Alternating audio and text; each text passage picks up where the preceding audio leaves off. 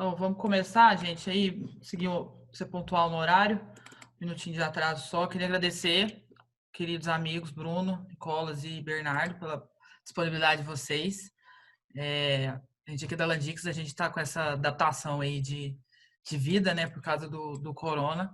A gente começou esse movimento das lives principalmente para os nossos colaboradores, né, tá todo mundo fazendo live para o mercado. A gente se preocupou primeiramente para os nossos colaboradores, fazendo mais na parte de gestão de tempo, de controle emocional e como, né, lidar com a ansiedade nesse momento. Depois viemos para uma ótica de finanças, né, principalmente finanças pessoais, que mudou muito, né, a forma de ver o dinheiro nesse momento. E nesse terceiro momento, assim, muito cobrado pelos nossos clientes, nosso ecossistema, a gente também vai começar a discutir o mundo de vendas como um todo, né? E a gente vê uma live atrás da outra falando de varejo, né? Que as lojas estão mudando, a galera está indo para o e-commerce, que as pessoas estão revendo como consumir, etc. A gente vê muito pouca discussão em como essas coisas chegam no varejo, né? Como que funciona essa cadeia por trás para o varejo funcionar. Então, a ideia do bate-papo de hoje é a gente discutir né, a visão de vocês, são três perspectivas diferentes, e viajar um pouco na maionese, sabe? De como vai ser tanto durante a pandemia e principalmente depois, né, no sentido de como a cadeia de suprimentos vai se adaptar para essas novas premissas de consumo, tá? E lembrando que não necessariamente o consumidor final, mas principalmente o trade, como que isso vai ser sustentado ao longo do tempo, tá? Então, mais uma vez, queria agradecer vocês por estarem aqui e vou passar a palavra para cada um, 2 minutinhos para cada um se apresentar, falar o que faz e como que está se adaptando aí pessoalmente, profissionalmente nesse momento de Covid. Valendo. Vamos começar pelo Bernardo. Bom, boa tarde, pessoal. É um prazer aí a gente poder bater esse papo, falar um pouquinho aí do cenário. Eu tenho 16 anos aí, experiência com a indústria de alimentos e bebida, né? Trabalho aqui na Solar Coca-Cola. Já passei aí por algumas áreas de planejamento estratégico, marketing, a parte de investimentos e capacitações. Trabalhamos juntos aí em automação de vendas também, em alguns momentos aí com a Ana, com o Nicolas, com o Morita, com o time. E atualmente, aí, há um ano, eu sou responsável pela nossa área de atendimento comercial aos distribuidores autorizados no estado do Mato Grosso, né, que representam 35% da receita aqui do estado, né, para o franqueado da Coca-Cola Solar BR. E é um momento difícil, né, infelizmente, aí para todo mundo que a gente está passando. Isso acredito que vai ser geral, né? Que a gente vai falar hoje, e um momento de superação, né? A gente vinha numa recuperação macroeconômica que vinha favorecendo a todos, né? Tanto nossos parceiros, né? Fornecedores e clientes, né? O varejo como um todo, que a gente vai conversar mais especificamente hoje. E aí, de súbito, fomos acometidos aí por essa crise. Então, desde março, a gente traçou aí alguns planos que a gente vai discutir um pouco mais, e aí esperando uma melhoria aí, sabe que a gente ainda vai conviver um pouco com isso, mas se adaptando a essa nova realidade, né? Legal, obrigada. Nicolas? Boa noite a todos. Meu nome é Nicolas, sou sócio fundador da Logbit, a empresa que está aí no mercado há 15 anos. A gente atua na área de consultoria, especialmente na área de planejamento, inteligência comercial. A gente tem experiência aí em mais de 25 países diferentes, trabalhando aí com diversas culturas, conhecendo os mesmos problemas por óticas diferentes. Super parceiro aí do Bernardo e da Ana Paula, nesses desafios aí, conhecendo o Bruno hoje. E também, de certa forma, compartilho com o Sandrinho essa visão de que estamos todos aguardando aí o fim desse momento difícil, né? Mas já observando quais são os impactos que esse momento vai trazer aí para o comportamento do consumidor, principalmente do trade, né, do varejo, para os próximos anos, né? Acho que tem muita coisa interessante acontecendo, muitas coisas foram aceleradas e talvez a gente tenha algumas mudanças nas dinâmicas aí dos nossos negócios, principalmente como a gente observa aí essa relação comprador, né, shopper, trade, indústria, né, a nossa área de atuação. Beleza, obrigada. Aí passando pro Bruno, eu tenho certeza que a Log deve estar me amando, cara, porque todo dia vem alguém da Log entregar alguma coisa que eu compro online. Então, eles devem Que estar me bom. amando muito. Bruno, é contigo. Bom, primeiramente, obrigado aí pelo convite. Fico feliz aí de estar em contato com vocês. Eu, na verdade, assim, falando um pouco do meu histórico, estou há 17 anos no mercado, mas meu background é de consultoria. E no começo desse ano eu acabei fazendo essa mudança para a Log, né? Então, eu vou contar aqui um pouco, acho que do que eu tenho ouvido do pessoal que eu conheço, que está lá em consultoria, mas também agora de uma visão de e-commerce, de varejo, que eu estou vivendo no dia a dia. Estou como Head de Sales Ops e, assim, eu gostei muito do que o Bernardo falou sobre a palavra, acho que, adaptação. E aí eu trago dois grandes exemplos. O primeiro é a adaptação pessoal, porque hoje, trabalhando em casa, tenho duas filhinhas pequenas, é um caos. Então, isso eu diria que é o meu grande desafio hoje, né? Conseguir manter produtividade nesse novo cenário. E do lado da empresa, eu vejo que tem uma questão de adaptação das empresas numa velocidade que eu nunca vi nada igual. Então, você conseguir fazer uma migração na velocidade que você precisa do físico para o e-commerce, a gente está vivenciando isso e ao longo do bate-papo vou contar um pouco mais do que eu tenho visto e que não é fácil, né? Às vezes pode parecer que é só você colocar um sistema, colocar um entregador e está tudo funcionando, mas a gente tem uma série de desafios aí de entender o cliente, como que ele se porta nesse novo ambiente e também conseguir se ajustar, principalmente às demandas, né, às variações que vão ter no dia a dia. Legal. Aí eu já deixo uma pergunta para ti, Bruno. A gente está vendo uma movimentação muito intensa de empresas que não eram nada digital, não tinham e-commerce, não tinha pretensão nenhuma de querer subir um e-commerce em 2 semanas, né? É tão simples, bota um sisteminha para rodar aí. Né? O que você vê, o que você está sentindo, assim, vendo de feedback a nível não de sistemas, mas na dificuldade operacional? Onde que você está vendo os maiores gargalos para a implementação desses novos canais de distribuição? Tá.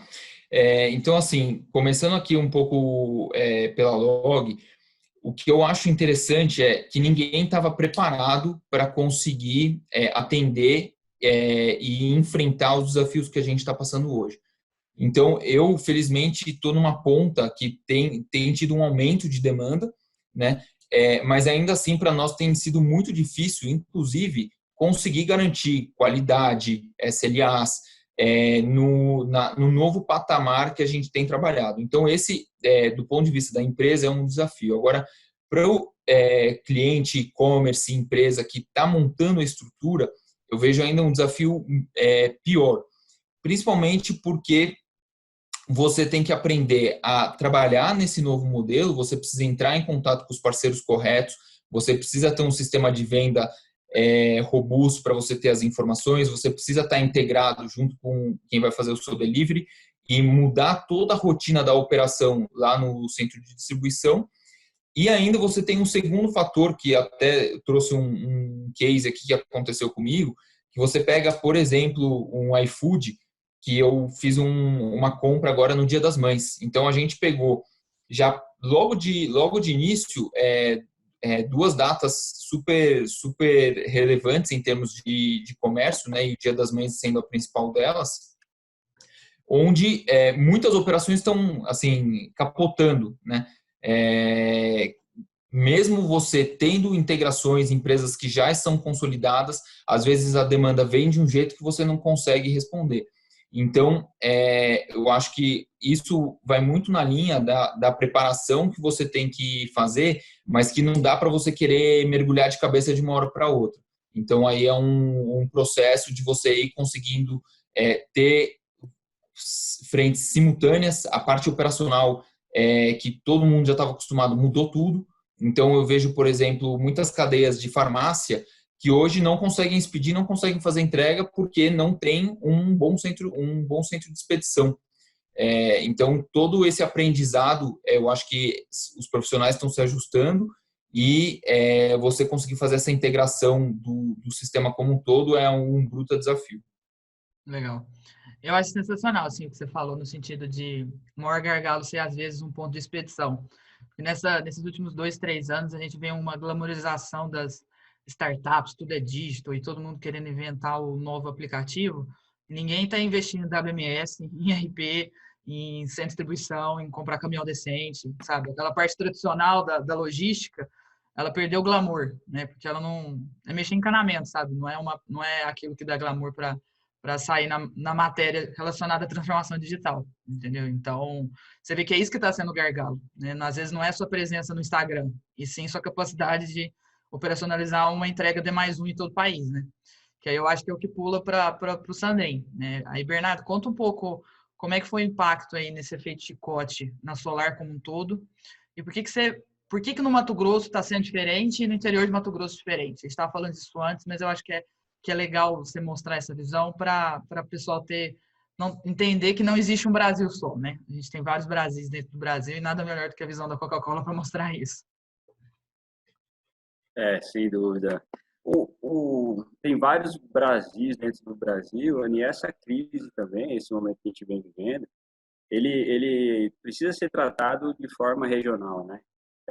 A gente não vai ter um plano de ação aí que consiga ser uma fórmula única. Quando você olha os dados da China, o pace da evolução da crise é um, mas se você analisar a China com o Wuhan, a província de Wuhan ou sem o Wuhan, é outro. Se você olhar a Itália, a região da Lombardia é uma forma, o restante da Itália evoluiu de outra. Se não for nos Estados Unidos, com Nova York, sem Nova York.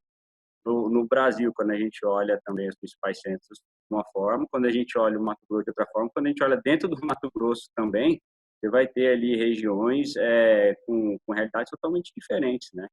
Então, você ter um plano de ação uniformizado dentro dessa crise é muito difícil. O que a gente tem aqui, o que a gente fez, né, para mitigar aí parte, né, e a Solar foi muito ágil nisso, né, no começo da crise, já foi feito alguns comitês de contingência, né, e plano de ação padronizados e eles foram materializados em 3 grandes pilares, né.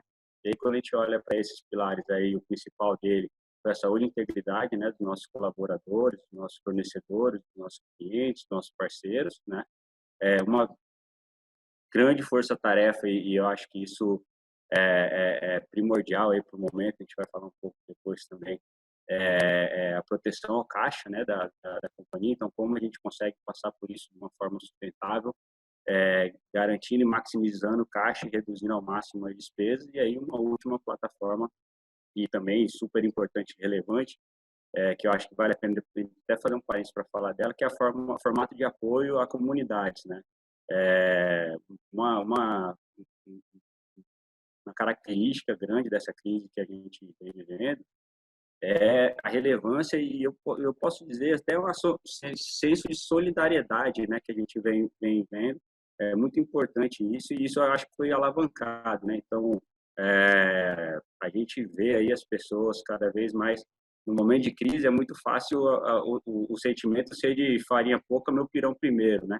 E não foi isso que a gente viu, né? A gente viu o pessoal se unindo ali, olhando, porra, a farinha tá pouca, como que eu faço para garantir o meu e garantir mais farinha para o pirão do próximo? E a Solar fez parte disso, né? Para ter uma ideia, a gente fez doações aí, a gente não pode envasar álcool, né? 70% por não ter tecnologia e por legislação, né? Mas a gente fez doações aí de mais 600 mil embalagens, né, para doação do álcool em conjunto com entidades governamentais, né? Doam mais de 200 mil litros, né, de bebidas para entidades e governos, né, de apoio. E eu acho que isso vai ficar um residual importante aí, e lógico, não foi só a gente, né? Muitas pessoas se engajaram em doações e projetos de apoio, e eu acho que isso tem que ser reforçado nesse momento, em que o momento de crise, o que vem aguçando no ser humano é a solidariedade, né? Isso é refletido, inclusive, em pesquisas, né? Quando a gente olha Kantar aí, no mês de março, a gente tinha ali que, antigamente, para ter um brand love ou um amor à marca, a parte de ajudar o próximo ou se engajar em causas sociais para uma marca, ele era nice to have, né? Era algo que se a empresa tivesse era bom, mas se ela não tivesse eu ia continuar gostando dela. E isso em março no Kantar já demonstra que ela hoje já é essencial. Se uma companhia nesse momento não ajudar o próximo, não entender que ela precisa ser relevante em causas sociais, ela vai sair fora desse amor de marca que é tão importante para o consumidor. Falando do varejo, como toda essa parte de adaptação, e aí falando do plano de ações que eu vi, e eu estava até conversando antes, né, Ana, a capilaridade da Coca-Cola ela é muito grande, então eu venho acompanhando aí, lógico, tomando todas as precauções e medidas, né, e protocolos que a gente tem que seguir, mas a gente consegue ter uma visão melhor do que é o varejo no Brasil hoje, né? Falando aqui um pouco mais da minha região, mas isso vale muito. Quando a gente vê, mas acabando o pessoal ficando muito em lockdown ou em home office, etc., a gente acaba achando que essa é a realidade do Brasil e não é realidade uma parte muito pequena do Brasil. A gente tem as pessoas tomando as medidas, a gente vê as pessoas com máscara, mas o varejo, principalmente o mercado de vizinhança, né, que é onde a gente tem visto aí maior crescimento no mercado no curto prazo, o consumidor está deixando sim, de se locomover, está evitando aglomerações, mas ele tem que se abastecer. E a gente aumentou, sim, uma compra online, né? A gente também a gente tem pesquisas que mostram que no mês de março, cerca de 20% dos consumidores fizeram sua primeira compra online. Então, 1 a cada 5 nunca tinham comprado online, passaram a comprar no mês de março em alimentos e bebidas, né? Claro. Estou falando aqui do nosso setor, onde eu tenho mais conhecimento, mas ele continua circulando, principalmente em mercados de vizinhança, né?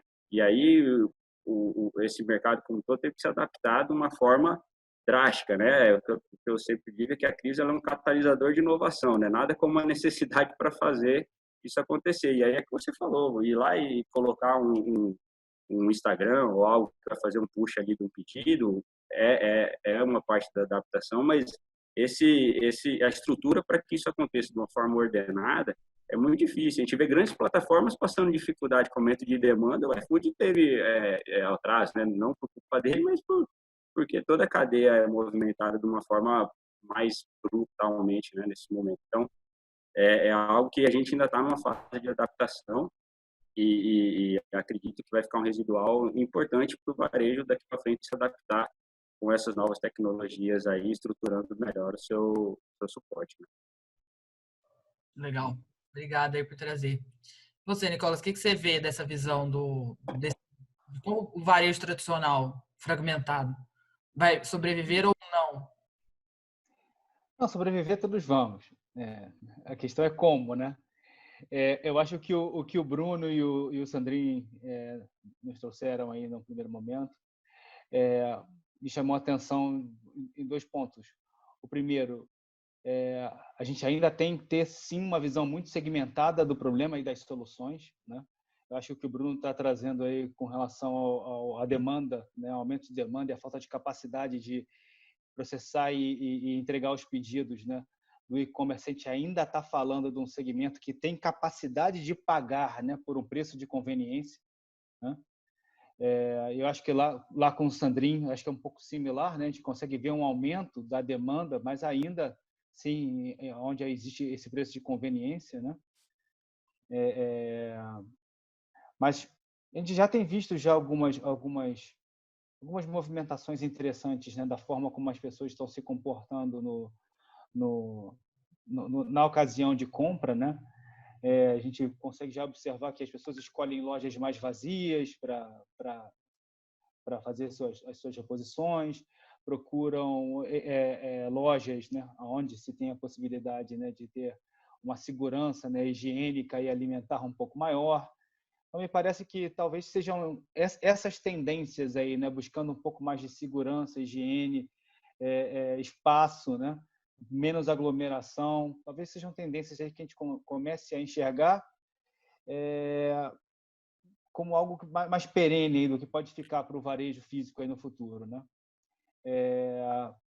Mas talvez isso também acelere algumas outras mudanças. A gente sabe que a gente está sempre olhando aí para o custo de servir, etc. Mas o maior custo de servir, quando a gente vai olhar para o custo total ao consumidor, está no varejo, né? Não está na indústria, não está no supply chain, né? E a gente, de certa forma, aumentando esses custos de segurança alimentar, de higiene, de espaço, a gente está aumentando o custo aonde está a maior parte dele, né, para o consumidor final. Acho que isso pode ter, sim, impactos aí em termos de substituição de produtos, a gente não conseguir mais ter margem suficiente para trabalhar, né? É um preço acessível para uma camada maior da população. A gente já está vendo isso um pouco, né? Você procura alguns produtos no mercado, você não encontra mais, né? Uma questão de substituição pela própria cadeia, né? De atacados e centros de distribuição, você já não está encontrando certos sabores, certas variedades, né? Certas categorias, né? Estão sendo bem reduzidas. Talvez isso seja um pouco perene também. E eu acho que quando você começa a falar dessas ameaças, como o Sandrinho falou e como o Bruno falou, todas as oportunidades começam a surgir, né? Talvez aí com um custo tão mais alto assim, né, de se manter um varejo seguro, né, um trade seguro, com espaço para todos e com as margens que têm que ser praticadas, outras cadeias possam ser habilitadas, né? Talvez o custo lá de servir que o Bruno agrega lá através do log seja um pouco mais interessante, né? Com um volume um pouco maior, torne-se mais acessível, que os clientes do Bernardo lá na Solar, que não têm o hábito, né? Por não estarem digitalizados, não estarem incluídos aí nesse mundo digital, estejam mais dispostos a utilizar essa tecnologia, e uma coisa vai acelerando a outra.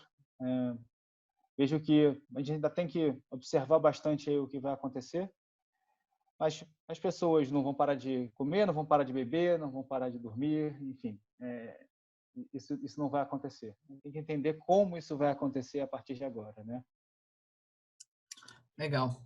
Isso eu vou cruzar uma pergunta aqui que o pessoal fez no chat. Gente, se vocês quiserem mandar pergunta, pode mandar tanto no Q&A ou no chat privado para mim, tá? Se não quiserem se expor. Pode ficar tranquilo que eu não falo. O Gustavo Ragonese fez uma pergunta relacionada à parte de marketplace, né? Qual a visão de vocês do marketplace? Com essa demanda toda de conectividade, para quem nunca entrou nesse meio, como o varejo, principalmente os menores e os médios, o marketplace seria o melhor caminho para começar, né? Então, para quem não sabe, marketplace, na verdade, seria um e-commerce onde você não tem o estoque. Você só transaciona o pedido e repassa esse pedido para alguém faturar e entregar, né? E você não precisa comprar, armazenar para vender depois. E está tendo um pipoco de marketplaces onde todo mundo vende para todo mundo, né? Fazendo um emaranhado de sistemas aí. Isso é muito legal, que distribui, né? Você tem muito mais disponibilidade dos produtos para o B2C. Como é que vocês veem essa questão de marketplace para o B2B? Né? Tem espaço, não tem espaço? Estamos preparados para isso? O varejo tradicional vai comprar no e-commerce e vai migrar para o marketplace? Né? Qual que é a visão de vocês aí? Quem vai primeiro? Polêmica, Bom, não tem resposta certa. se vocês quiserem, eu começo aqui. Eu acho que assim, o marketplace ele veio para ficar, tá? Mas eu não vejo ele como a solução final. Eu acho que o marketplace ele no final das contas, nesse processo de adaptação que vai existir, ele vai virar um canal de venda. Então, assim, para todas as empresas, ainda quem não entrou, não necessariamente vai entrar, precisa avaliar se faz sentido ou não, mas com certeza é um canal que tem que ser estudado. Mas a gente vai ter algumas fases, né, nesse processo de transição. Então, se Deus quiser, acho que nem ano que vem a gente volta muito mais próximo ao normal, mas dentro da Log, por exemplo, a gente espera uma manutenção desses novos processos, né, dessa demanda que aumentou de bate-pronto, boa parte vai continuar. E isso vale, por exemplo, para o marketplace também. Então, com certeza, está se tornando um canal relevante dentro do varejo. Se eu pudesse complementar aí o Bruno, concordo totalmente coerente aí com o que colocou.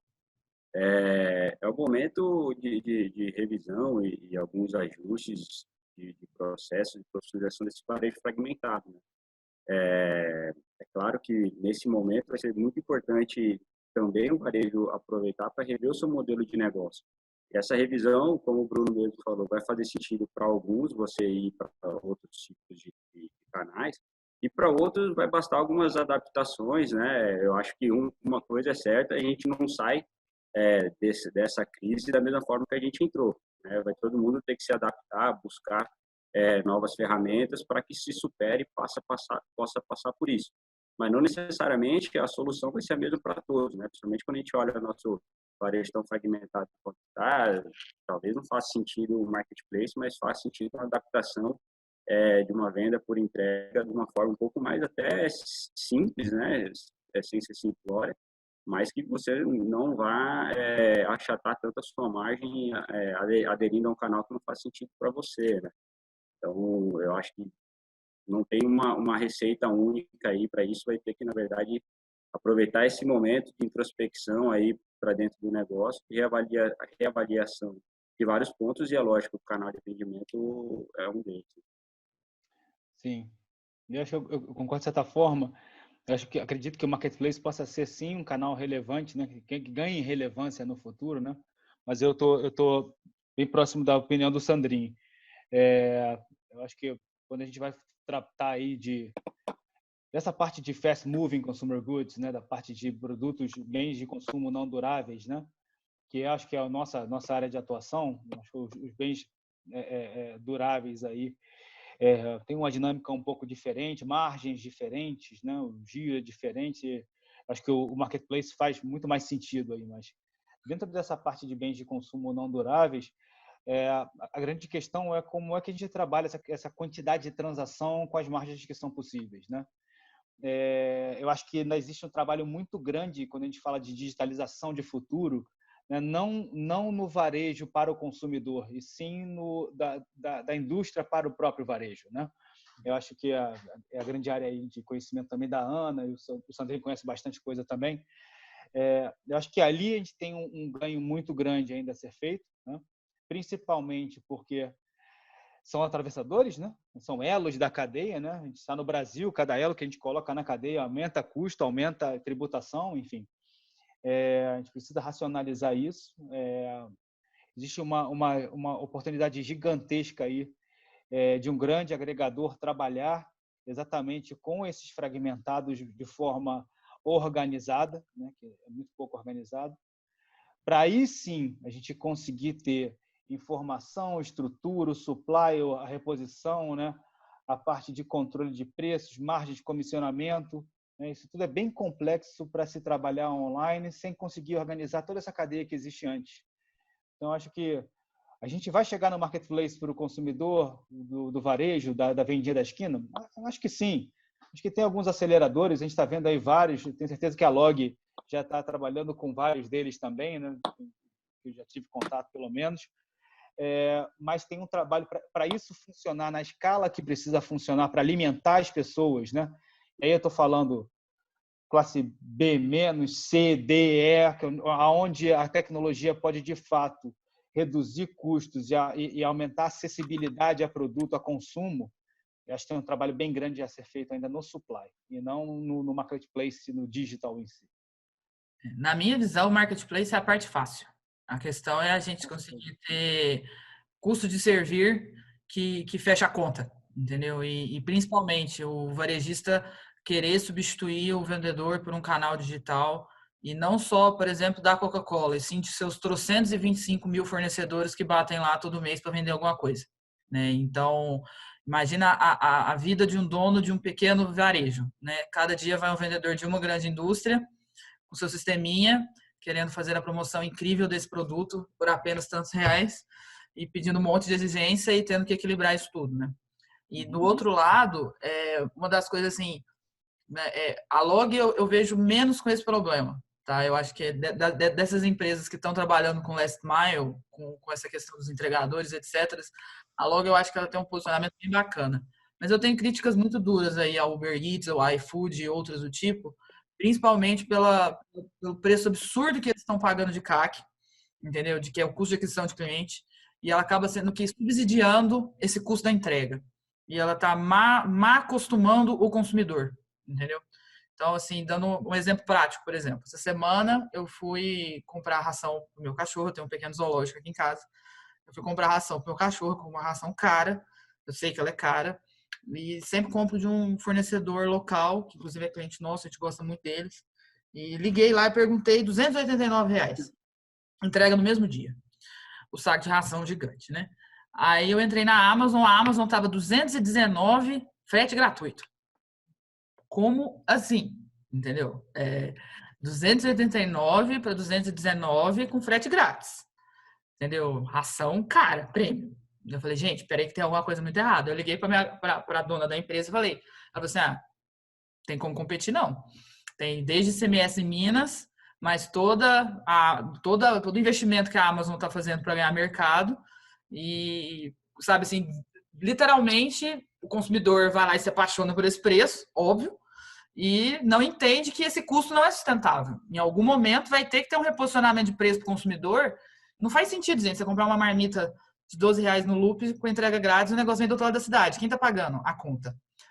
A Log eu acho legal porque ela não faz tanto isso, ela cobra o frete, entendeu? Então fica algo mais justo, não tem tanto uma postura tão agressiva.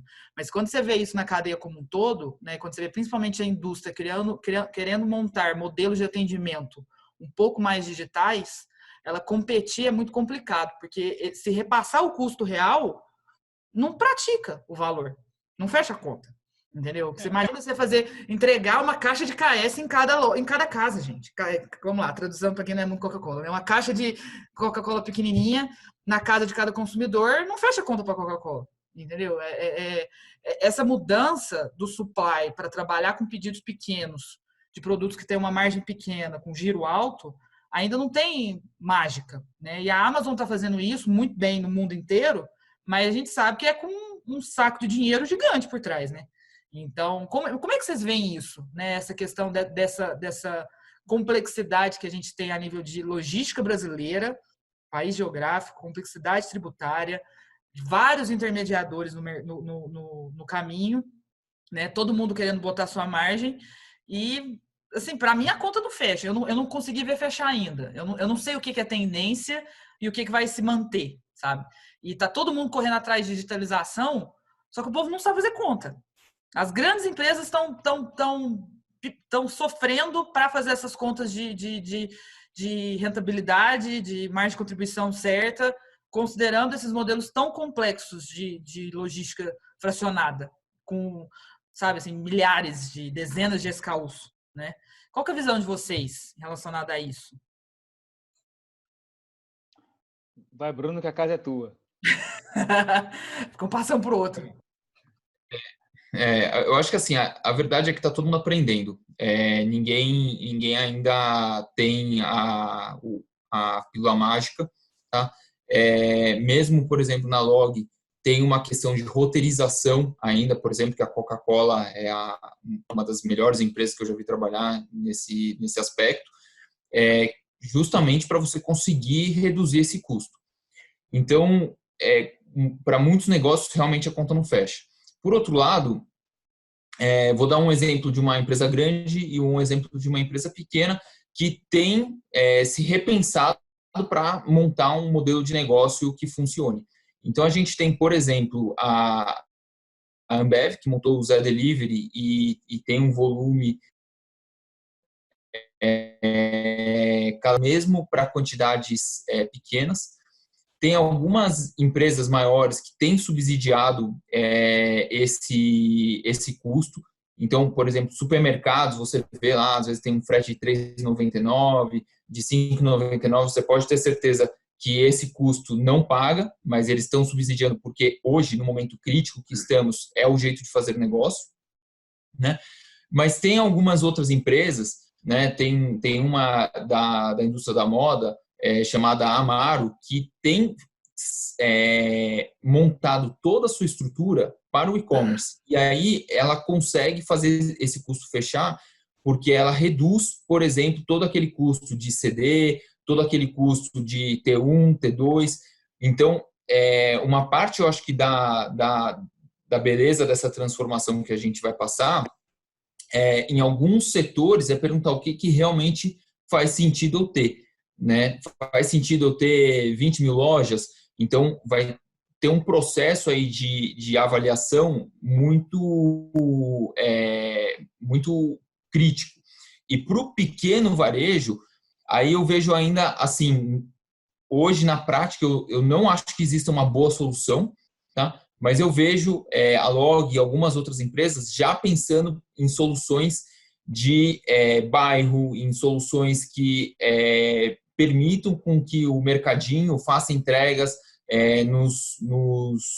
nas casas e nos apartamentos próximos a um custo factível, né? Então, acho que esse é um processo que ambos os lados estão em aprendizado. Quem oferece o serviço está querendo fazer alguma coisa com um valor de frete menor, e quem precisa também está tendo que repensar os seus custos históricos para ver se faz sentido, às vezes, manter 20 pontos de venda ou se começa a agora apostar um pouco mais nessa parte do e-commerce.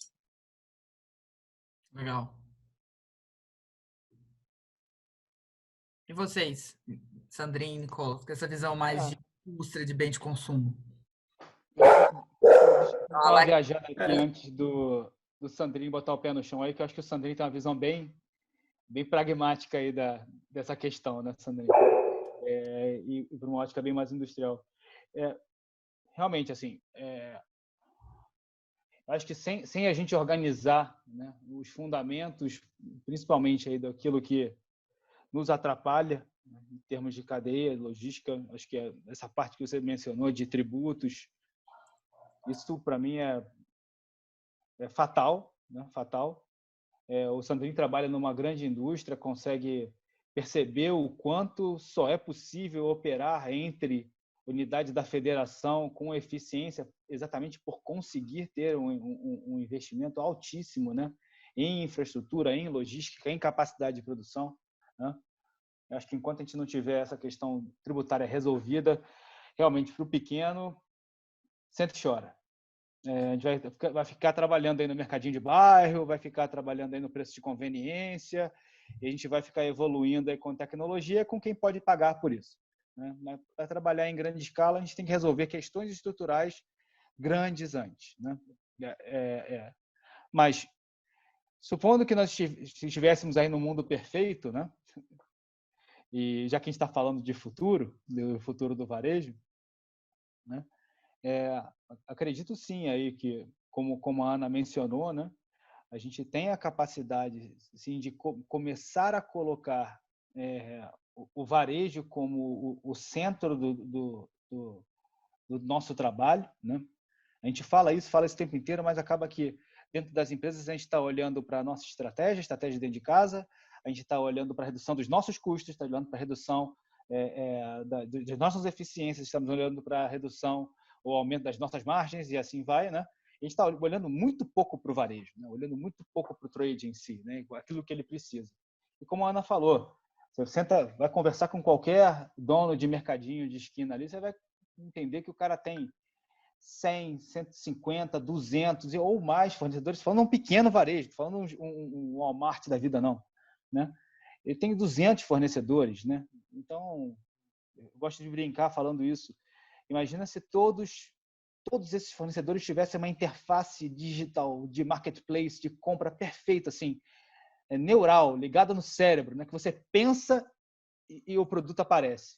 Ainda assim, você precisaria pensar de 200 formas diferentes para poder fazer essa compra, né? Então, acho que ainda falta um trabalho grande aí para que a gente consiga centralizar, né? Padronizar, né? Criar entendimentos para a indústria, né? Como o grande varejo já fez, né? Em SR, na Abras e tudo mais, né? Para que possa gerar algum tipo de aprendizado, conhecimento, organização do pequeno varejo, para que aí sim ele possa transacionar em grandes volumes, em grandes quantidades, né? Num cenário favorável em termos de cadeia de produção, né? no futuro, né? Porque eu acho que sem a gente conseguir organizar isso tudo, a gente não vai conseguir conectar lá a ponta simplesmente por ligar um marketplace ou algo desse tipo. É, trazendo um pouco aqui da nossa experiência, né, cara? O Solar Coca-Cola aqui, a gente atende no Nordeste e Mato Grosso, a gente atende mais de 330 mil pontos de venda. E eu acho que a gente está no período de transição quando a gente olha para o varejo como um todo, né? Quando a gente olha esse marketplace ou essas oportunidades, tecnologias que vêm, como você falou aí, Ana, até subsidiando um pouco aí para ganhar mercado nesse momento e está trazendo experiências novas, né, para muitos consumidores, é de fato uma realidade nacional. Mas quando a gente olha a complexidade que é a cadeia de distribuição no Brasil, por fatores tributários, logísticos, etc., eu acredito que vai ter realidade diferente para os grandes centros e realidade diferentes para centros menores, né? Por exemplo, se a gente conseguisse, como o Nicolas fez o exercício, né? Vamos imaginar um mundo perfeito, que já tivesse tudo. Tem região que a gente atende que o acesso é por uma ponte. No momento de enchente, todo ano essa ponte cai.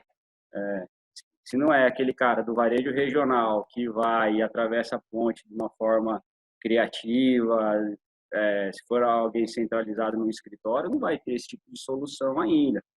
Então, eu acredito que tem um bom caminho para percorrer e são realidades muito distintas. No momento, eu acho que pensamos através de subsídios e isso é importante, é óbvio, é lógico que você tem algumas questões aí, mas isso é um movimento que vai acontecer. Mas o varejo fragmentado, principalmente no interior no Brasil, a realidade é que ele vai se adaptar e criar soluções in-house, né? Seja até mesmo o mercado de vizinhança numa cidade interior, ele já faz hoje a venda recorrente ou uma assinatura de um produto de uma forma um pouco mais simples. E eu acho que essa que é a beleza aí do negócio. Eu vejo um momento de transição importante hoje, principalmente nos grandes centros mais avançados, mas ainda um vasto caminho para ser percorrido quando a gente olha a imensidão do interior do Brasil, né?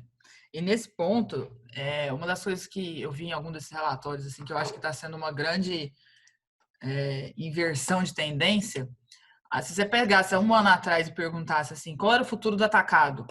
Todo mundo ia falar, o atacado vai morrer, entendeu? A indústria quer ir direto no varejo, a indústria quer ter informação de cada um dos pontos de venda, quer ter níveis de atendimento específicos para cada cluster de clientes, subcanais, etc, né? E a gente vê, assim, por exemplo, a Landix aqui em Uberlândia, a gente tem contato aí com os atacados aqui da cidade, que são grandes atacados no país, e a gente vê que os caras estão assim, voando, saca? Assim, voando, porque vão bater assim resultados bem bacanas de venda, não necessariamente as melhores margens, porque realmente teve uma mudança das categorias que estão se vendendo, não necessariamente eram as mesmas, mas que em volume está indo bem, né? E principalmente porque a indústria perdeu a capilaridade, que os varejos fecharam, e para segurar volume estão mandando tudo para o atacado com a margem lá embaixo. E o atacado tem CD, tem WMS, tem capacidade logística de ir para o interior, né? E consegue fazer exatamente aquilo que a indústria estava tentando fazer e não conseguia ter margem para isso. Então, assim, o Nicolas comentou desse agregador. Para mim, esse agregador deve ser, eu assim, acho, tá? Não estou afirmando que vai ser isso, não, mas eu vejo o atacado cresceu muito na época de hiperinflação e ele volta nesse momento como esse agregador, exatamente por conseguir garantir o volume que a indústria precisa girar e consegue ter a capilaridade e segurar o suficiente para ter a margem necessária e trabalhar com essa transação. Então, eu vejo uma grande retomada dos atacados e dos atacarejos aí, pegando cada vez mais volume da indústria. O que vocês têm de visão em relação a isso? Faz sentido ou é um devaneio muito grande? Assim, quando a gente olha a dinâmica de canais, né, e aí levando um passo atrás, um pouco antes desse momento de crise que a gente vem vivendo, né, a gente vinha num momento de recuperação macroeconômica dentro do Brasil, né? A gente teve um sofrimento grande aí, em geral, em 2013 a 2017, 2018. 2018 e 2019, um cenário macroeconômico melhorando e, com isso, a dinâmica de canais também se alterou, né? Como você falou, sim, o atacado aproveitou bem isso. Dentre as marcas que fazem essa verticalização de distribuição, foi uma opção bastante viável. E ele tem também uma malha de atendimento ao consumo imediato, né? Bares, ambulantes, restaurantes que compram também nesse atacado. E esses consumo imediato, né? Bares, restaurantes, etc., eles vinham num momento de expansão, né? Com a economia melhorando, o consumo, o dinheiro rodando, esses canais eles também vinham no momento de crescimento, né? O que é muito bom para todo mundo. Infelizmente, aí no curto prazo, com essas restrições que a gente teve, esses bares, restaurantes, etc., eles sofreram várias restrições, tiveram que fechar, e isso impacta também um volume no atacado, né? Mas o mais interessante no curto prazo, quando a gente olha, principalmente aqui para a gente, da dinâmica de canais, a gente viu um crescimento mais expressivo, não nessas grandes, falando de Coca-Cola, né? A gente aproveitou nossa malha de distribuição claro, teve um sofrimento no consumo imediato, vários restaurantes, etc.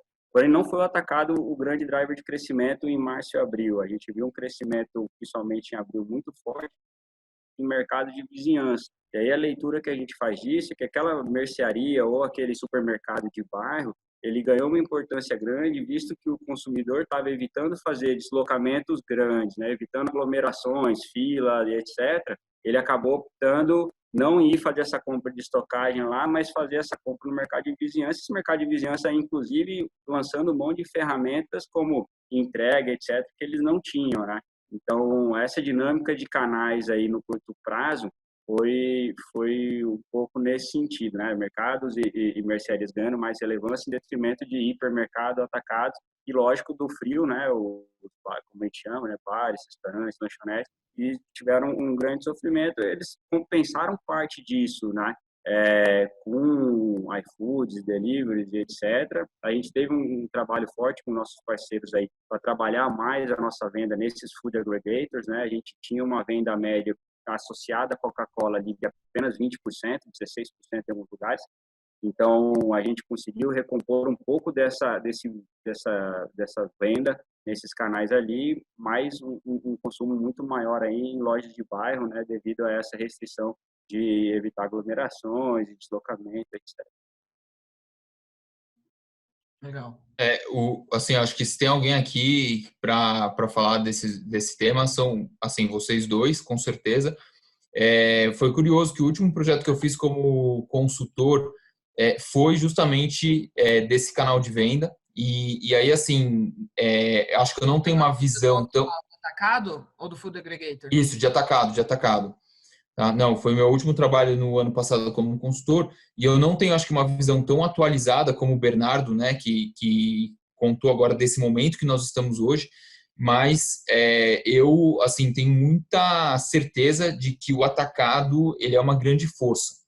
É uma grande força que já vinha crescendo num ritmo muito forte nos últimos 4, 5 anos, vinha tomando espaço porque consegue operar em baixo custo no dia a dia, só que principalmente por uma mudança de perfil também de compra. Porque hoje, mesmo se você pegar grandes centros, né, eu, por exemplo, eu faço uma compra agora mensal num atacado, onde eu tenho valores mais baixos, e depois as outras compras nos mercados de bairro que ficam um pouco mais próximos. E isso ocorreu principalmente por causa da crise que o Bernardo começou falando no início. Então, a gente já vem num período complexo econômico, desde 2013 a 2017, e agora a gente vai entrar em outro. Então, passado essa questão aí da locomoção, dos locais mais cheios, eu acho que os atacados devem voltar com tudo. Você diz atacado cash and carry mesmo, né? Um atacarejo. Porque aqui, atacado a galera meio que confunde, que você tem o atacarejo, né, que o consumidor final pode ir lá comprar para casa também, e tem o atacado mesmo, né, que é o atacado que vende para o B2B. Distribuidor. Mas o distribuidor ele acaba sendo um exclusivo da indústria, né? O DA da Coca-Cola, por exemplo, é aquele que tem um contrato para representar um território e vender aqueles produtos daquela indústria no território. O atacado é aquele cara que vende em qualquer território, de várias indústrias, e ele coloca na mesma caixa uma geladeira, um torno de impressora e um sabão em pó. Entendeu? Martins, Zamboni, por exemplo, né? Entendeu? E não o açaí, não o atacadão. O consumidor final não vai lá. Quem compra é um varejo, não é um consumidor final. Entendeu? Então ele compra para ele consumir, para revender um salgado depois, entendeu? Ou para fazer um bolo, ou para revender na sua mercearia. Ao invés dele comprar, por exemplo, da indústria Coca-Cola, ele vai comprar do Martins e o Martins vai entregar, por exemplo, entendeu? No caso de Coca-Cola, a gente não vê isso tanto acontecendo, porque já existe uma rede de distribuição direta ou através de distribuidor autorizado que cobre o Brasil inteiro. Mas para quando você vai em outras indústrias que não têm a mesma capilaridade logística, fabril e logística da Coca-Cola, isso é muito comum dentro do atacado. Isso é muito comum. E tem grandes indústrias que não trabalham com distribuição direta, é tudo via atacado. Né? A linha branca é muito forte isso, né? A parte de eletrônicos é muito comum também. Então, a gente vê que o atacado, o atacado, não atacarejo, né? Eu vejo uma grande volta deles, né? E por conseguir combinar tantas categorias, não ficar dependente só da categoria que a indústria está dependendo da categoria dela, né? Então, tipo, a Coca depende de bebidas. Aí tá bom, dentro de bebidas ela divide entre todas as suas subcategorias. Né? Mas aí você pega um atacado, ele vai ter bebidas, mas ele vai ter ração de cachorro e ele vai ter eletroeletrônico. Então, aí a curva delas, uma equilibra a outra e ela acaba segurando um problema da inadimplência de uma forma bem diferente que da indústria que tem uma dependência só da sua cadeia, né? E essa pergunta que eu queria fazer para o Sandrinho. Como é que está a questão de inadimplência aí? Eu sei que depende do estado, depende se é interior, depende se é capital, tem N dependes, né? Mas, no geral, né? Vocês sentiram isso? Tá impactando? No primeiro momento, sim. A gente teve aí, Ana, lá pelo dia 18 de março, impactos fortes aí, principalmente de restrições municipais, né? Prefeitos lançando mão ainda nem estava tão associado ao termo lockdown, né? Mas mandando fechar o comércio e tal. E aí, nesse momento, a gente teve, sim, no final de março ali, uma grande preocupação, um aumento grande em níveis de retorno, né? Alguns pedidos que já estavam realizados foram cancelados, simplesmente, isso gera impacto da cadeia. E também avaliamos, sim, a inadimplência como um todo. De imediato, isso já estava também sendo mapeado dentro dos comitês de contingência, né? Nesse momento, né, de início de crise, a gente agiu rápido para que a gente estivesse próximo do ponto de venda. Então, a gente teve alguns núcleos de negociação para evitar que essa inadimplência fosse adiante, né? Tivemos redução de pedidos mínimos, né? Então, o que a gente fez nesse momento foi ficar mais próximo dos nossos parceiros, né? A gente sabe que a força da Coca-Cola, né, permite isso. Então, esse plano de ação rápido para contenção dessa inadimplência que existiu, sim, tá? No primeiro momento teve um aumento da inadimplência, um aumento do retorno, mas a gente atuou fortemente aí com os parceiros para buscar dirimir isso no curto prazo. A gente também buscou levar, né? A gente sabe que o momento é complexo, que está todo mundo muito preocupado e tem que estar preocupado mesmo, porque o momento é crítico, com a sustentabilidade do seu negócio. Mas a gente buscou ir num movimento contrário de aproximação aos nossos parceiros, né? Reforçamos nossos programas, né? Temos programas de parceria, buscando diminuir um pedido mínimo, né? Como a gente falou, trabalhando um pouco mais na estratégia, adaptando o portfólio para um mix de saudabilidade, que também era exigido aí para aquele momento. Então, essas ações aí e também a melhoria, né? Ou não é nem a melhoria, porque o cenário continua ruim, mas tendo um pouco mais de afrouxamento das restrições e controle da situação, essa inadimplência hoje ela já retornou, principalmente aqui no Mato Grosso, né? Eu consigo falar, mas em geral ela reduziu em relação ao que foi nessa última semana de março, onde ali a gente teve um pico.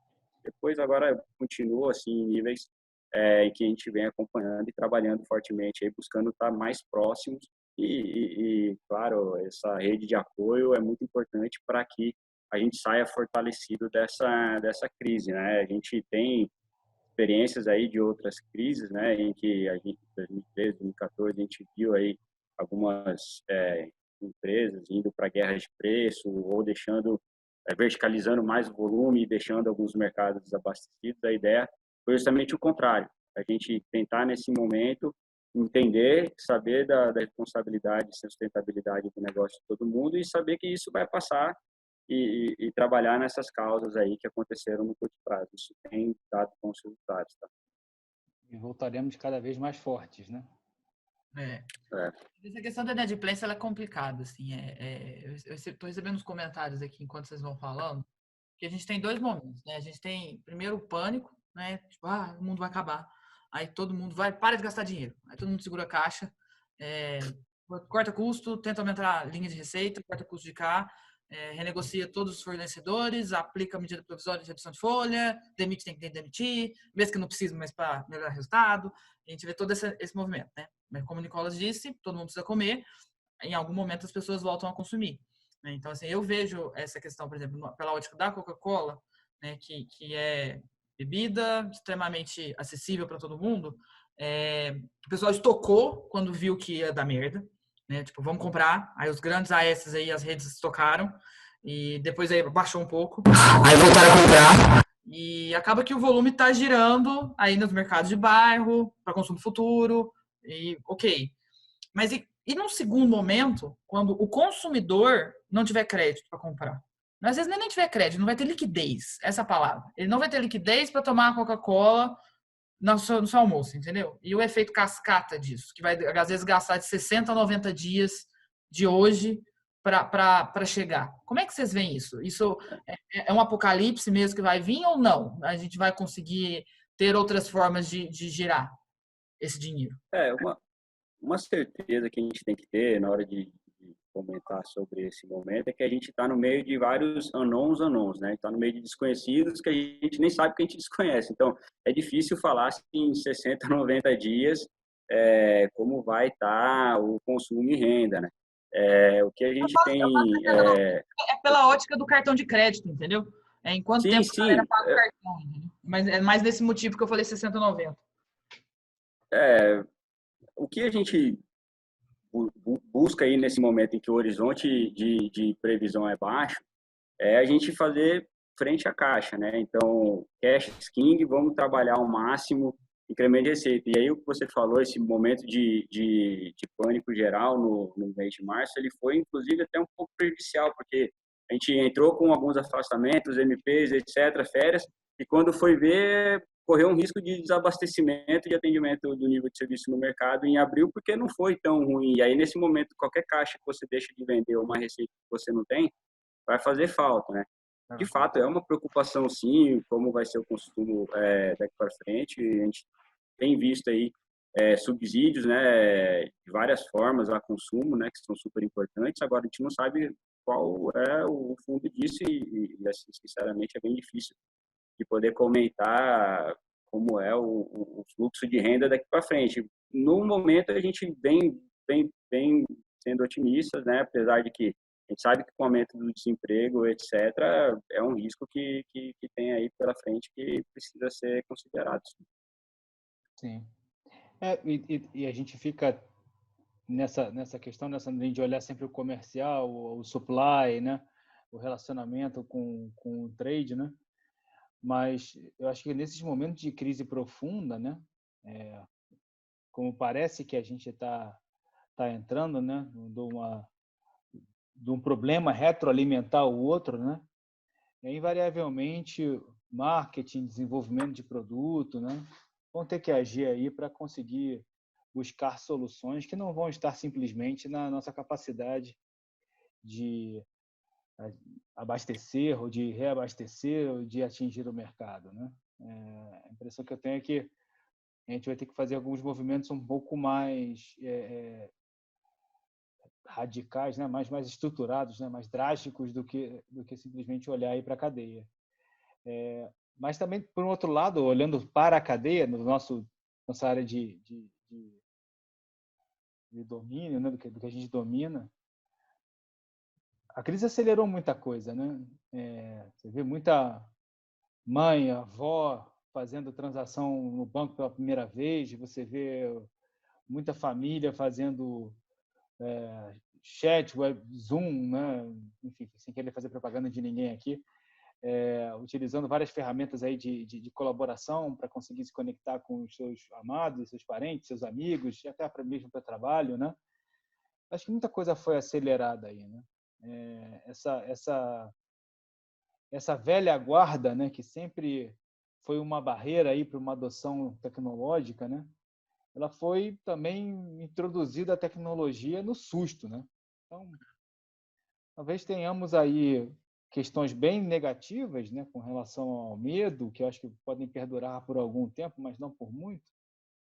Fico pensando, por exemplo, na epidemia, né, de AIDS, né, dos anos 80, né? As pessoas continuam, até hoje, a gente não tem vacina, não tem cura, né? Mudamos alguns comportamentos e nos adequamos, né? Lá no 11 de setembro de 2001, um belo dia você começou a olhar para um avião e ter medo de entrar nele, né? Os ataques, enfim, né? Se criou um medo gigantesco. E nós adequamos procedimentos, adequamos equipamentos, e hoje em dia ninguém pensa num problema quando entra no avião, muito pelo contrário, né? Continua sendo a forma mais rápida e segura de se deslocar. Eu acredito que com essa questão da pandemia também a gente possa ter reflexos aí nessa questão de higiene, salubridade dos pontos de venda, que a gente sabe que tem muito espaço para melhorar quando a gente visita o mercado e conhece a realidade aí de diversas regiões do Brasil, em diversos segmentos de mercado, em diversas classes, sabe que isso é realmente um tema a ser trabalhado, que está ligado diretamente à parte de food safety, né?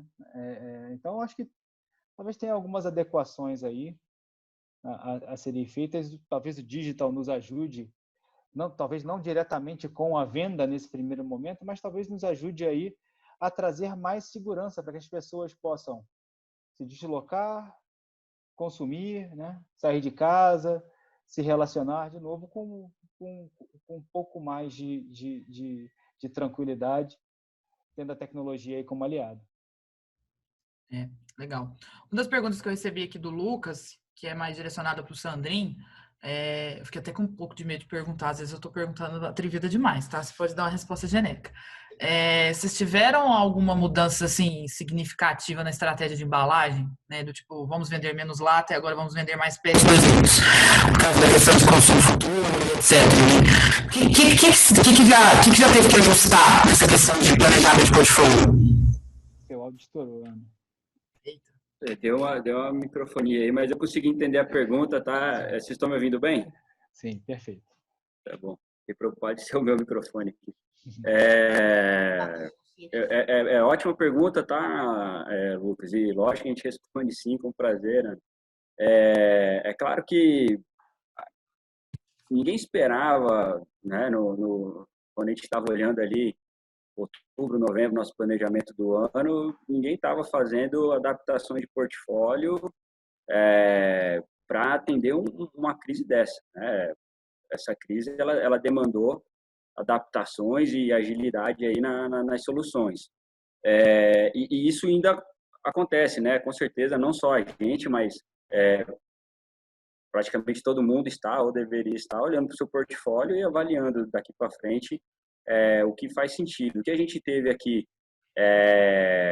sim, a gente teve um ajuste na estratégia de curto prazo, onde a gente impulsionou venda de algumas categorias que a gente entendia que fazia sentido para a cesta, né, de compra nesse momento. Então, água, por exemplo, sucos, né, um portfólio buscando mais saudabilidade. Tivemos um lançamento aí super interessante, que já estava no pipeline, não foi começado exatamente por isso, mas faz muito sentido para esse momento, né, que é um Monster ICT, né, um Monster Dragon, em que ele tem não é uma roupagem de carbonatação, né, é uma roupagem de chá. Então, quem quer ter uma energia, mas quer tomar em casa não como um energético, lançamos essa opção. Fizemos também um upsize dentro de sem açúcar, né? A Coca-Cola sem açúcar. A gente fez o lançamento dela aí na embalagem 2,5 litros para aquela compra de uma família maior que naquele momento que está dentro de casa quer buscar uma opção sem açúcar. A gente fez isso também. É lógico que não foram coisas pensadas para esse momento exato. Ninguém estava, quando estava pensando no lançamento da embalagem, não estava pensando em lançar no meio de uma crise sanitária. Mas são lançamentos que vêm de encontro com esses novos hábitos de consumo do consumidor, que está buscando mais saudabilidade, né? Está buscando se adaptar a essa rotina de isolamento social e um deslocamento menor, né?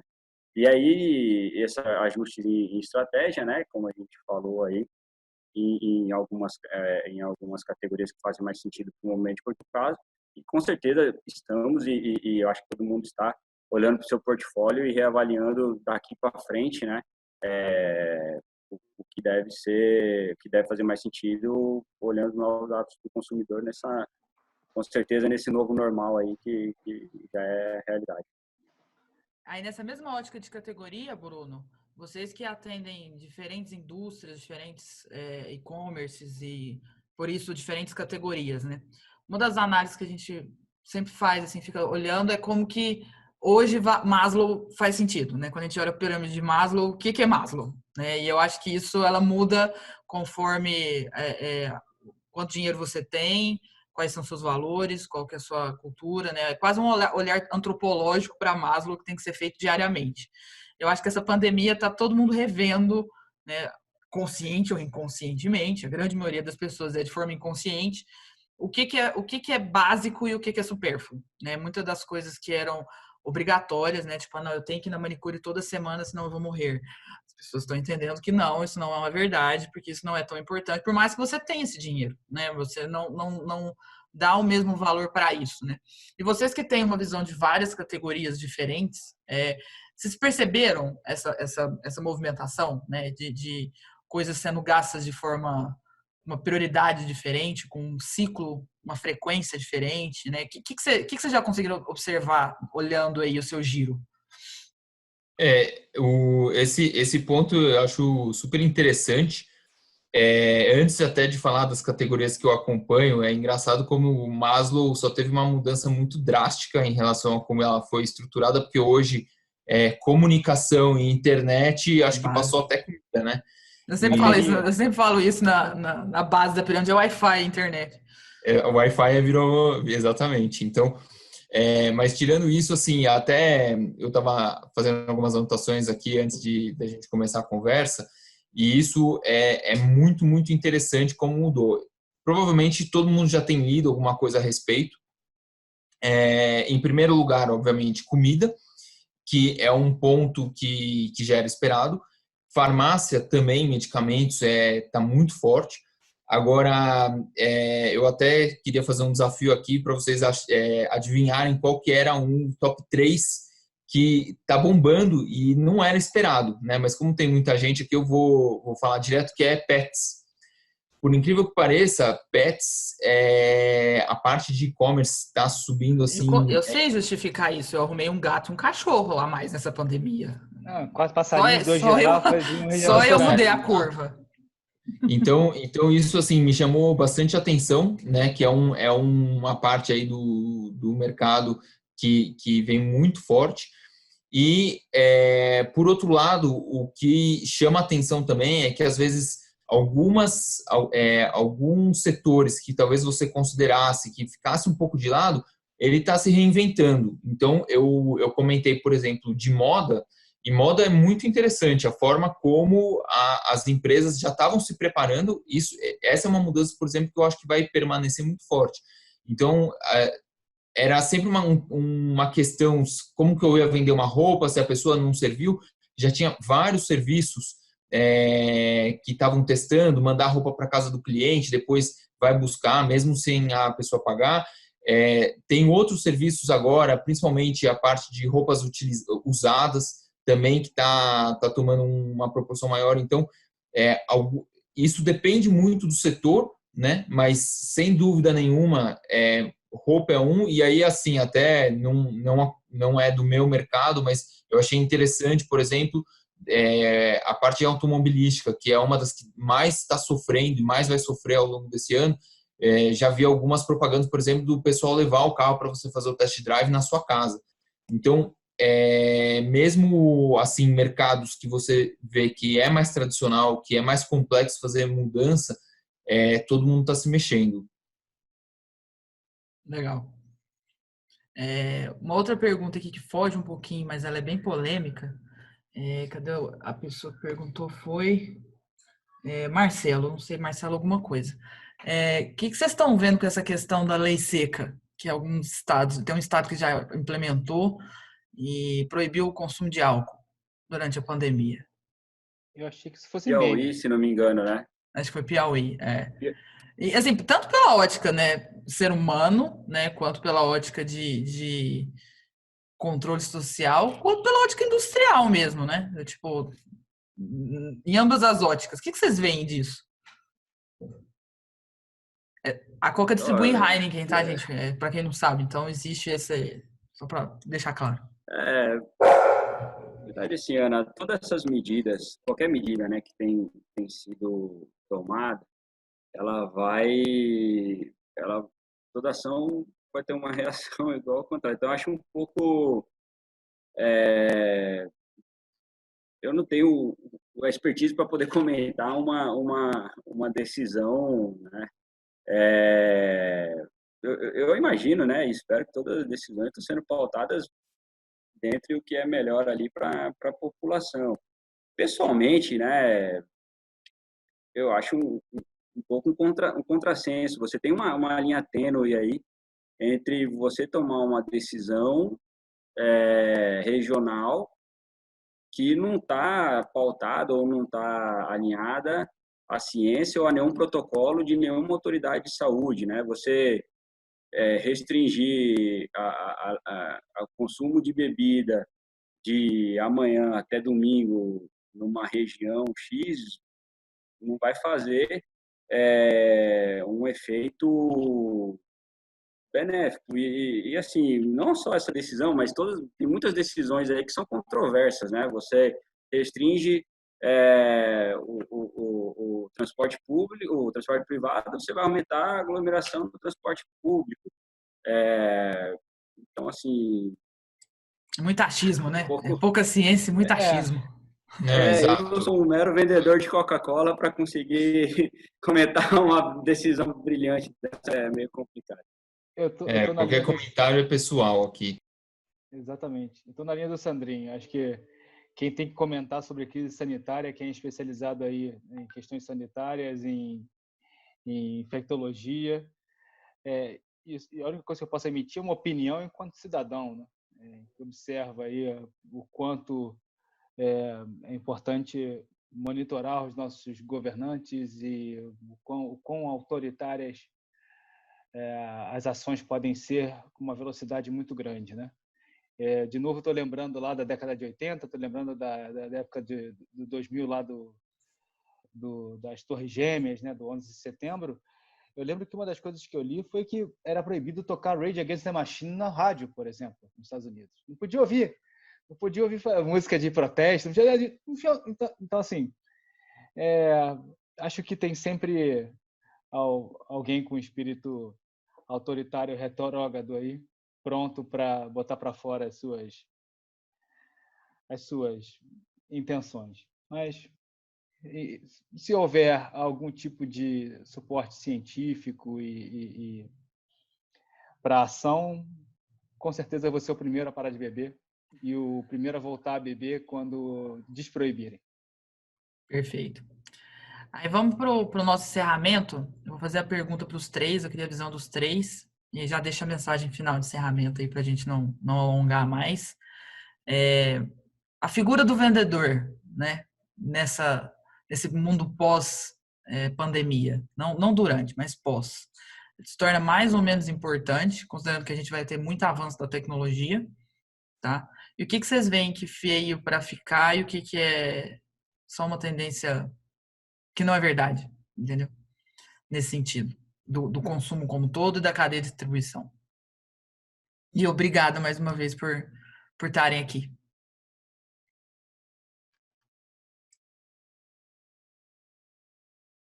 Bom, acho que não sei quem estão esperando aí. Ó, minha visão é que o vendedor ele não vai nem se tornar nem mais nem menos. Ele é essencial, como sempre foi, e sempre será. Eu acho que é uma figura-chave dentro de qualquer empresa. Com certeza vai passar pelos seus processos de adaptação. Então, hoje eu vejo novas ferramentas, inclusive como, por exemplo, o WhatsApp sendo, às vezes, fortemente utilizado. E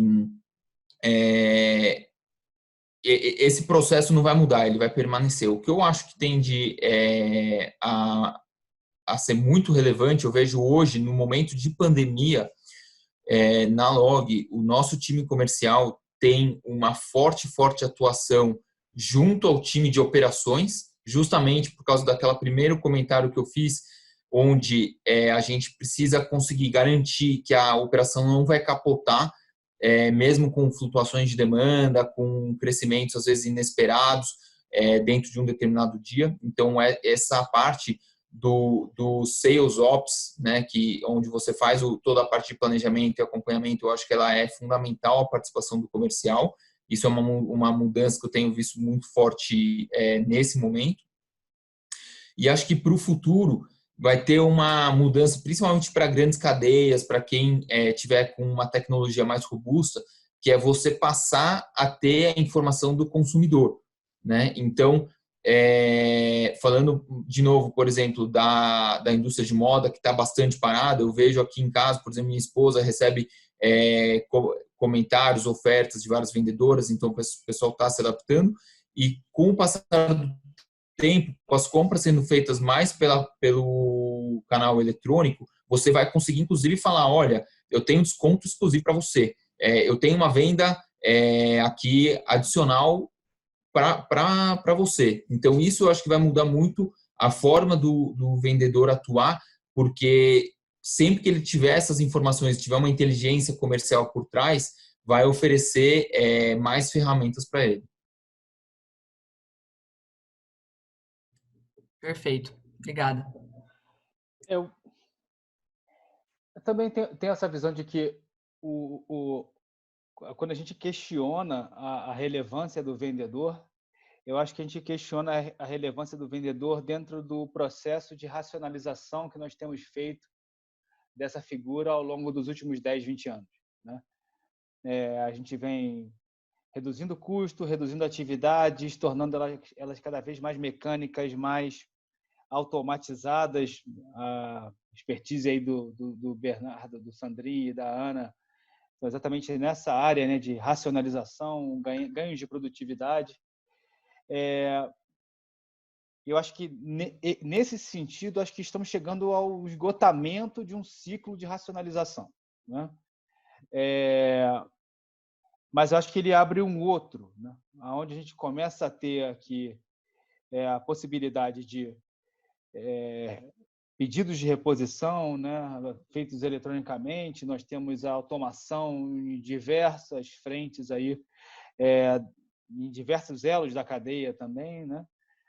Talvez esse repositor de tomador de pedidos, né, essa figura que é quase mecânica, ela vai ser mecanicamente, né, automatizada, né?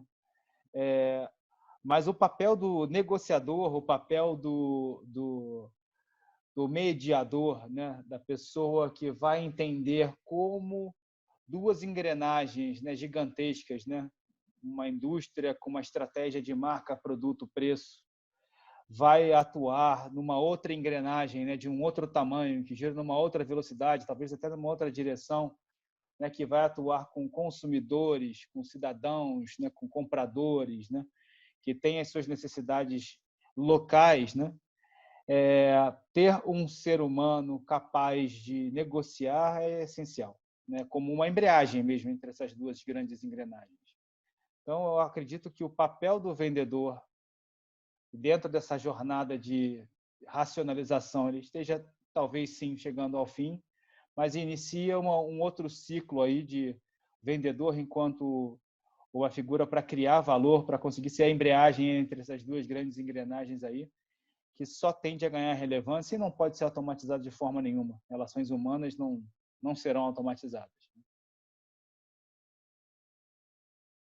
Eu vou ser um pouco controverso aqui no webinar de automação de vendas, e dizer que eu acredito que o papel do vendedor ele aumenta com o tempo, tá?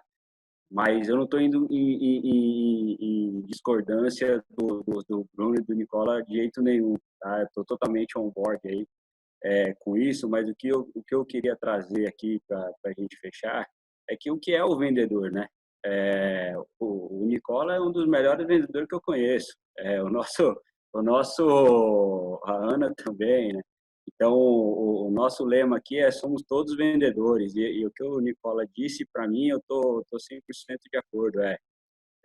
O vendedor como tirador do pedido, de fato, é algo que venha chegando no momento aí de transição. E essa transição passa a ser o vendedor como uma pessoa que agrega valor nesse relacionamento, nessa negociação, né? Então, dessa forma, o vendedor ele vem hoje trabalhando cada vez mais. Eu, como vendedor de Coca-Cola, sei disso, e se adaptando a tecnologias. Hoje, a tecnologia para o vendedor não é nenhuma novidade, né? E essa crise até veio a alavancar isso, né? Alguns formatos de venda que antes estavam antigos tiveram que se adaptar com treinamentos online, tiveram que fazer plataformas de negociação com video conference. Isso com certeza vai deixar um residual alto aí para esses vendedores que, sem dúvida, são essenciais aí para nossa cadeia de abastecimento como um todo, né? Lógico, de uma forma diferente, né? Lançando um monte de tecnologias, ferramentas são super importantes para isso, mas que esse papel aí ele sempre vai existir quando a gente olha principalmente para o mercado de bens de consumo, né? E aí, só para fechar, agradecer aí a Ana, a Logbit pelo convite, agradecer aí, valeu, Nicola, bom te ver, meu amigo, se cuidem aí, valeu, Bruno, prazer te conhecer aí, cara, sucesso, tá bom? E para todos que tiveram a paciência de nos ouvir aí, obrigado, pessoal, estamos totalmente à disposição que pudermos ajudar. A Sky não quis participar no final do call. Eu desço ela sobe de novo, entendeu? Então, isso que dá ter esse tanto de bicho em casa. Pelo menos não late tanto. É rinoceronte, né? A visão que a gente tem da participação do vendedor é cada vez ser menos transacional, né? E ele parte para uma postura muito mais de desenvolvimento de conta, né? E para a gente fazer isso, a gente precisa de tecnologia, né? A gente precisa de cadeia de suprimento funcionando de forma otimizada, a gente precisa interligar, né, o DA, o distribuidor, a indústria, né, ao atacado que esteja no caminho, e esses pedidos serem cada vez de forma mais fluida, né, entre diferentes canais, vão fazer soluções realmente omnichannel entre entre a indústria para o trade, porque do varejo para o consumidor final tem um monte. A questão é da indústria para o trade, né? Isso tem que ser mais fluido, tem que ser entre canais, o e-commerce tem que entrar aí de forma mais estruturada, né, e dar poder para o vendedor poder negociar portfólio, negociar valor agregado, negociar o valor da marca, e o transacional deixar para a tecnologia, né? Então, assim, é isso que a gente acredita muito aqui na Landix, estamos trabalhando aí forte para isso, e a gente acredita que isso está acontecendo cada vez de forma... Gato. Então, a gente acredita que isso está acontecendo cada vez de forma mais estruturada no mercado como um todo, né? E é legal ver que a visão de vocês, de certa forma, está alinhada com isso, né? E quanto mais players a gente interligar, né?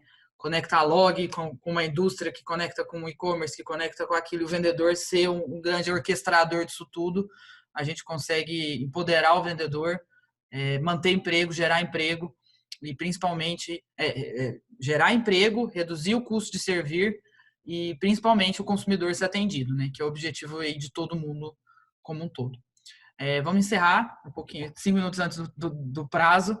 Mais uma vez agradeço a participação de todo mundo. A gente vai subir esse link, esse webinar no YouTube de hoje para amanhã. Aí eu compartilho o link aí com vocês e nas redes sociais. Agradeço imensamente o tempo de vocês. Obrigado, Ana. A gente se vê na próxima. Obrigado pelo convite. Obrigado a todo mundo que assistiu. Valeu. Boa noite a Valeu, todos. obrigado, valeu, pessoal. Boa noite, se cuidem, fiquem com Abraço, Deus. tchau, tchau. Cuida-se, Fica em Antônio. Um abraço, casa. Bruno. Tchau, tchau, Fica em gente. casa.